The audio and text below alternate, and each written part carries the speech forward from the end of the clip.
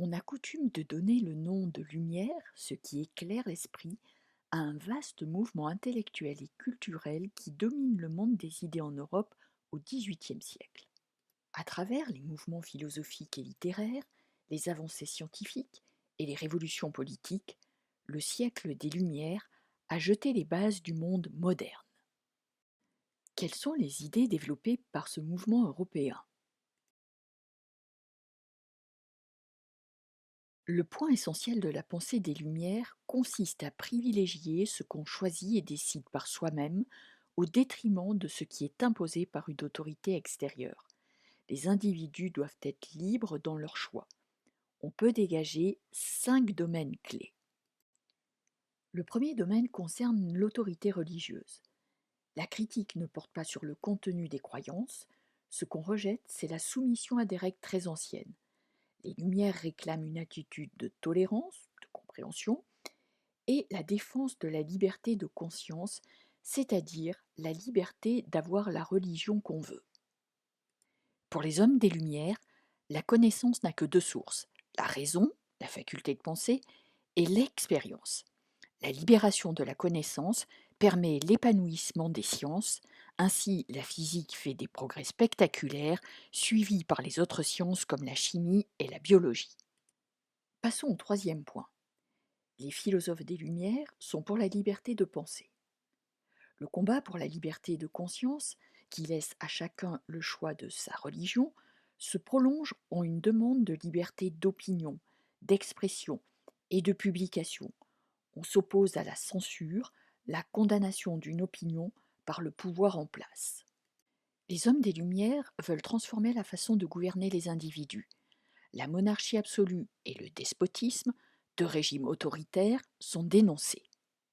Cinquième et dernier point, les philosophes veulent une séparation du politique et de la religion. C'est ce qu'on appelle la laïcité.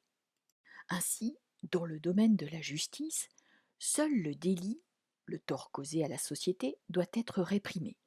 La religion n'a pas à intervenir dans les procès.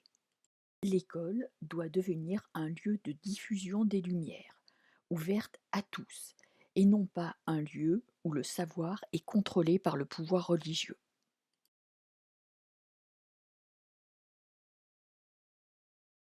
La quête du bonheur doit remplacer celle du salut, c'est-à-dire l'accès au paradis.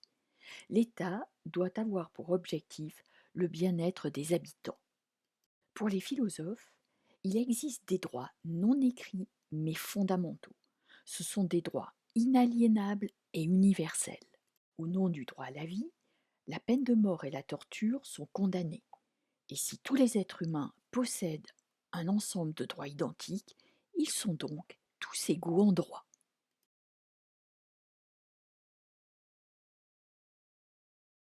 Des rois et empereurs reçoivent des philosophes comme Voltaire ou Diderot qui espèrent ainsi tempérer les gouvernements autoritaires. Ces monarques incarnent ce qu'on appelle le despotisme éclairé.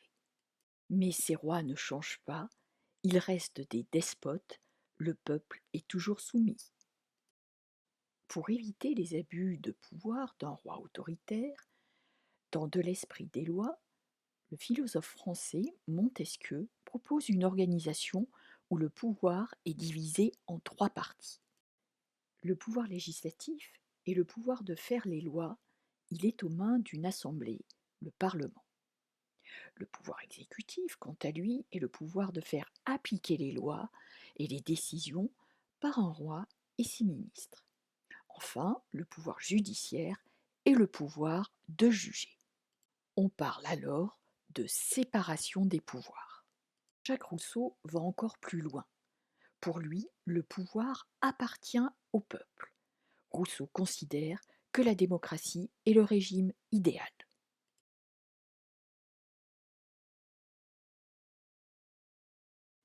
Les progrès de l'alphabétisation permettent le développement de ce qu'on a appelé un espace public. Les débats intellectuels et politiques s'ouvrent progressivement à la plus large partie de la société. L'esprit encyclopédique se développe. Toutes les connaissances et les idées nouvelles des Lumières sont publiées dans l'encyclopédie dirigée par Diderot et d'Alembert à partir de 1751. Cette encyclopédie connaît un très grand succès. Deux lieux servent à diffuser les idées des Lumières. Les cafés, où on lit et où on débat, comme le Café Procope à Paris, sont le rendez-vous des critiques. Les salons, quant à eux, ont joué un rôle décisif dans la diffusion des idées des Lumières. Ce sont des lieux mondains où l'on discute avec esprit et où l'on s'informe des derniers travaux littéraires, artistiques ou scientifiques. Les sociétés savantes contribuent à la diffusion du savoir. Ces sociétés provinciales regroupent les représentants de l'élite intellectuelle des villes. Elles collectionnent les travaux scientifiques, s'informent entre elles, échangent des livres et correspondent. La diffusion des idées des Lumières est également permise grâce aux différents marchands ambulants, les colporteurs, qui vont de province en province, apportant informations et idées aux personnes qui ne savent ni lire ni écrire. La presse, elle aussi, facilite la diffusion des textes philosophiques. Elle contribue au développement de l'opinion publique, c'est-à-dire le point de vue des habitants sur des questions qui les concernent, et cela malgré la censure royale toujours active.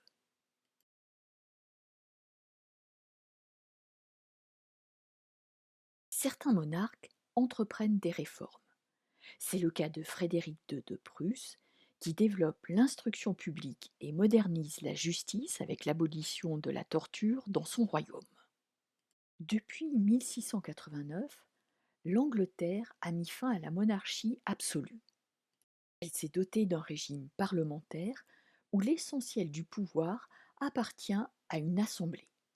Les esprits éclairés de l'Europe des Lumières y trouvent un modèle à suivre.